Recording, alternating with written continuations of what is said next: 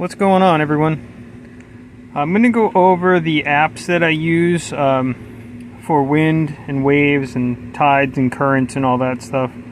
I get a lot of questions about this, so hopefully this can cover most of it. I'm not going to go super in-depth into what's safe or not safe. That varies so much throughout the day, and you need to take all the information that you get to make that decision. And then, that's not something I really feel comfortable advising how to do that.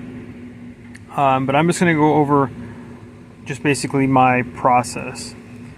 So the first thing I'm going to do is I'm going to open Windfinder. And that's going to sync up, takes a second. And we'll use the Chesapeake Bay Bridge as an example. And this will pull up the forecast. This is like 7 or 10 days. Don't really look that far out. I'm kind of just, in the next 3 days or so is what I find to be fairly accurate. And I like this because, you have basically every 3 hours gives you a wind prediction, what the weather's going to look like, temperature. The next column is waves, and the final column is your tides. And it gives me a really quick look. I can see when my high and low tide is and what the wave is going to be. That'll let me scroll through. We'll use Monday for an example here. We have a west wind slowly turning north. It's going to be extremely hot and sunny. We have a pretty low wave prediction, under a foot. And, our low tide's at 1246. Now, when you pay for the subscription to Windfinder, it allows you to access Super Forecast. This is a completely different forecast, and it's hourly instead of every 3 hours. Scroll down to Monday here, and you'll see we're southwest, turning west, turning northwest. Same general stuff as the other one, just more information. So now after Windfinder gives you a good rough overview. I'll hop on over to Windy and see our wind overlay. I'm set on Chesapeake Bay. It's the same marker. I'm going to forecast that. And what I'll do with Windy here is, again, I have the paid subscription. We have the option of 3 hours or 1 hour.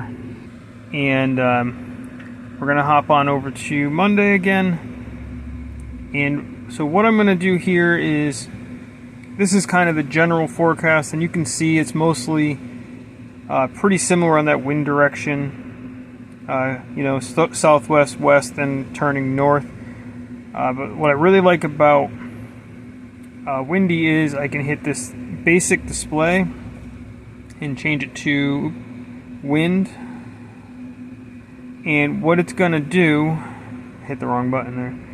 What it's going to do is give me all of the different data points for the wind, all the different predictions. And, we can put that in 1 hour as well. We can see at 5 a.m. we have a pretty unanimous southwest prediction, and that's what I'm really looking for, is when all of the sources are pretty much showing the same data. I have a lot of confidence in that data to be accurate. When they're all giving different information, that's when I get concerned that it's not going to be something that's, we're not going to know what to expect. So 9 a.m. we're still, starting to lean west, 10 more west, and we're going to see that shift all the way over to north and eventually northwest or northeast. And then this is even into the evening predicting east. And that's really all I use Windy for. I know Windy has a ton of other stuff available, but I don't really use any of that stuff. I really just use this wind forecast. The next app I use is AccuWeather, and I use this for my daily weather as well. But for as far as when I am out there fishing, I use this for on the water updates under the Today tab. And what this does is it gives you a 60-minute rain forecast, and I found this to be very accurate. It's using data straight from the radar, and it'll tell you, obviously there's no precipitation chance right now, but it'll actually fill this graph, and it'll show you when the rain's coming and how heavy the rain is. The next thing that I'm going to pull up here is Garmin Active Captain.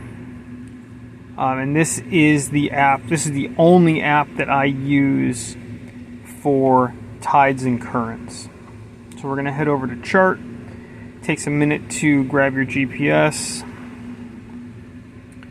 And then we're going to zoom in. This right here is the Chesapeake Bay Bridge, and we have a couple different options here.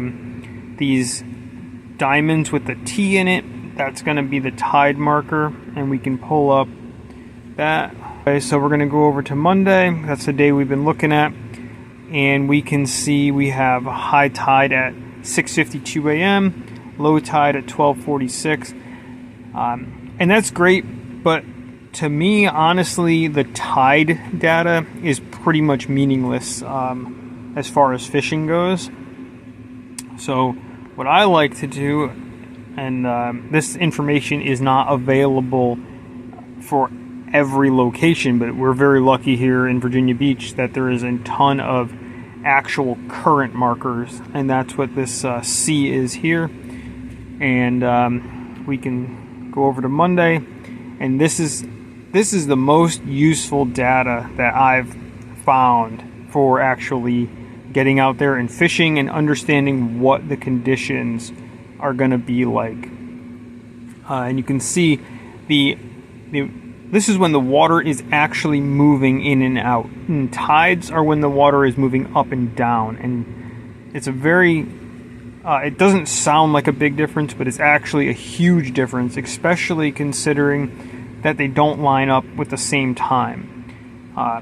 So we have a max flood current, which is the water moving in, and the peak time is 7:29 a.m. and it's going to give us a 0.62 mile per hour estimate.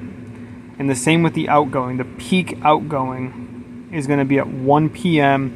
and it's going to be moving out at 1.25 miles an hour. And obviously the slack times are there as well.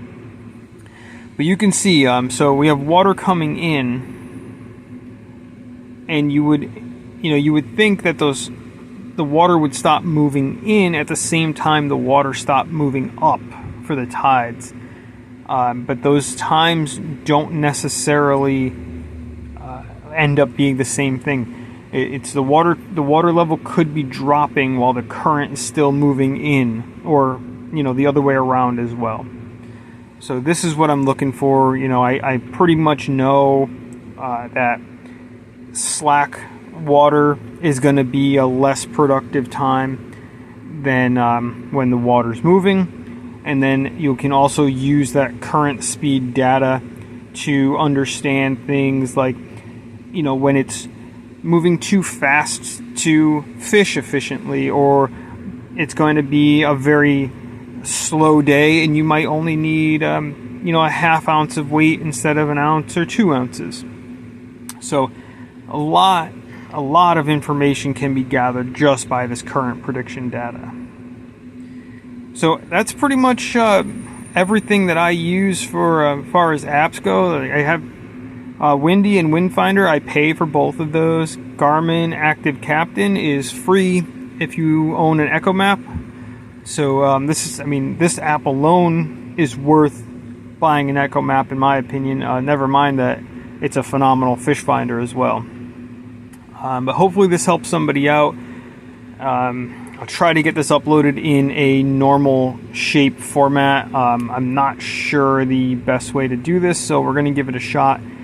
I really appreciate you watching. hit that like and subscribe button. I'm really trying to get this YouTube channel going. I appreciate the feedback. I appreciate your support.